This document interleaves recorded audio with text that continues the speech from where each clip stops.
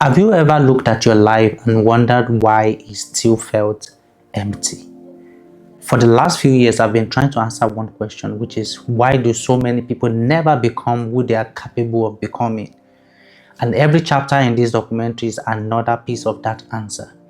This is the chapter where that question became very personal to me. In 2022, my life looked like it was finally coming together.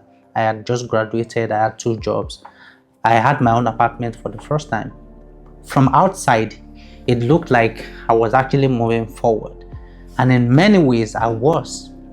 But underneath all of that, something was quietly changing, which is every day became a routine, which is, work, and from work to church, from church, I go home.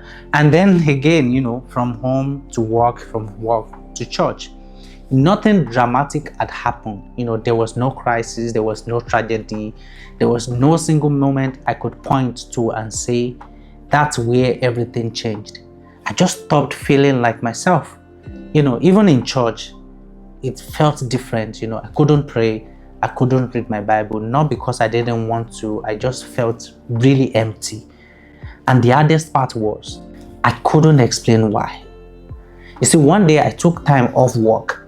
I walked to the Wisła River. If you've been to Poland, especially Warsaw, you probably know Wisła River. I stood there for a long time staring at the water, and I wasn't even looking for any answer. If I'm honest, I didn't even know the right question yet. I just remember thinking, why does a life that looks so full feel so empty? And then my phone rang. It was my roommate. It was just an ordinary phone call. He had no idea where I was. He had no idea what I was carrying. He had no idea that without meaning to, he actually interrupted one of the hardest moments I'd ever experienced in my life. And looking back now, I don't remember much about what we actually talked about, but I remember walking away from that river. Not because everything actually suddenly makes sense. It didn't. And not because the pain disappeared. It didn't. I walked away because somehow I decided to keep going. You see, years later, I realized that day actually changed me in a way I couldn't see at that time. It was the first time I realized that loneliness doesn't just make us feel alone. It quietly gets in the way of who we are capable of becoming. And not because it takes away our talent, but because it slowly convinces us that we have nothing left to give.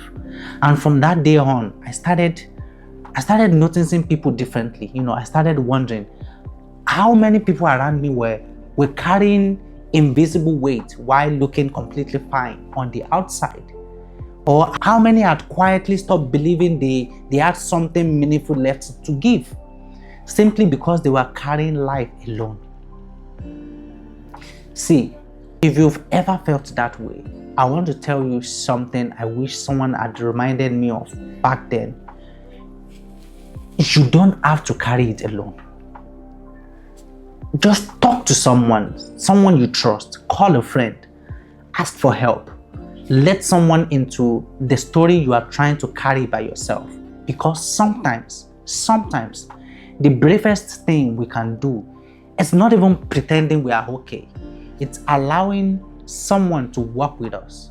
That day at the river didn't answer my question, but it gave me a reason to keep asking it, right? Because a few weeks later, while sitting in church, I had something I would never forget. And I'm going to tell you in chapter 3.